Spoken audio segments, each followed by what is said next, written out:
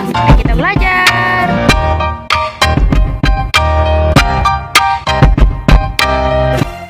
Hai anak-anak, hari ini kita akan belajar bahasa Indonesia.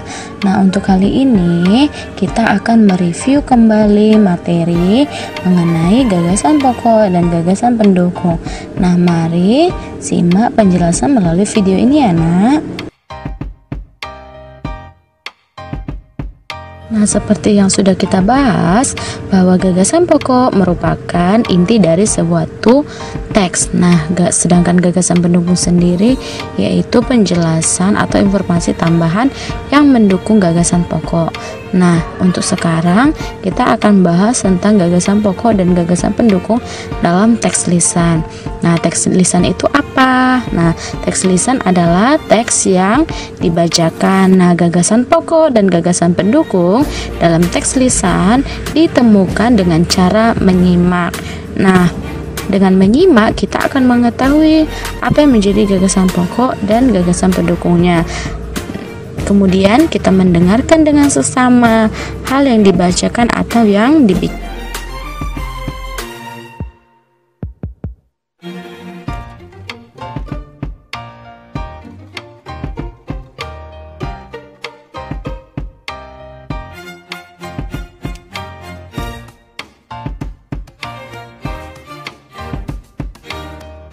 Di sini ada disajikan sebuah paragraf. Nah, dari sebuah paragraf ini kita akan menentukan mana yang menjadi kalimat utama atau gagasan pokok dan mana yang menjadi kalimat penjelas atau gagasan pendukung. Nah, di sini Ibu sudah beri warna yang berbeda ya, Nak, untuk membedakan gagasan pokok dan gagasan pendukungnya. Nah, kita dapatkan bahwa gagasan pokoknya adalah makanan tradisional Indonesia mampu menarik wisatawan. Nah, sedangkan gagasan pendukungnya ada 3. Yang pertama, makanan tradisional khas daerah dapat memanjakan wisatawan. Yang kedua, makanan tradisional memiliki beragam jenis rasa dan penyajian. Nah, yang ketiga, jenis makanan tradisional berupa makanan utama hingga kudapan.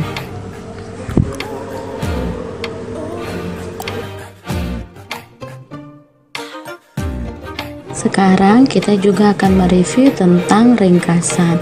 Nah, ringkasan adalah penyajian singkat dari sebuah teks dengan tahap mempertahankan urutan isi dari teks. Nah, ringkasan itu berisi uraian singkat tentang isi teks. Ringkasan ditulis berdasarkan peta pikiran yang telah kamu buat, yang berisi gagasan pokok dan gagasan pendukung dari setiap paragraf.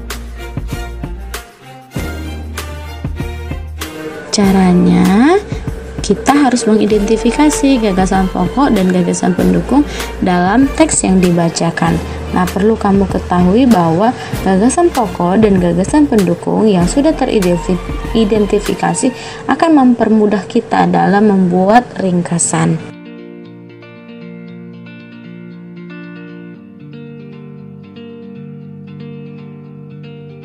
Kita akan bahas belajar memahami perbedaan melalui teks. Nah, kita tahu ringkasan itu adalah penyajian singkat dari sebuah teks dengan tetap mempertahankan urutan isi teks tersebut. Nah, ringkasan harus berisi uraian singkat tentang isi teks. Nah, yang kedua, ringkasan ditulis berdasarkan peta pikiran yang sudah kamu buat, yang berisi gagasan pokok dan gagasan pendukung dalam teks lisan. Nah, anak-anak, sampai di sini dulu review pembelajaran kita mengenai gagasan pokok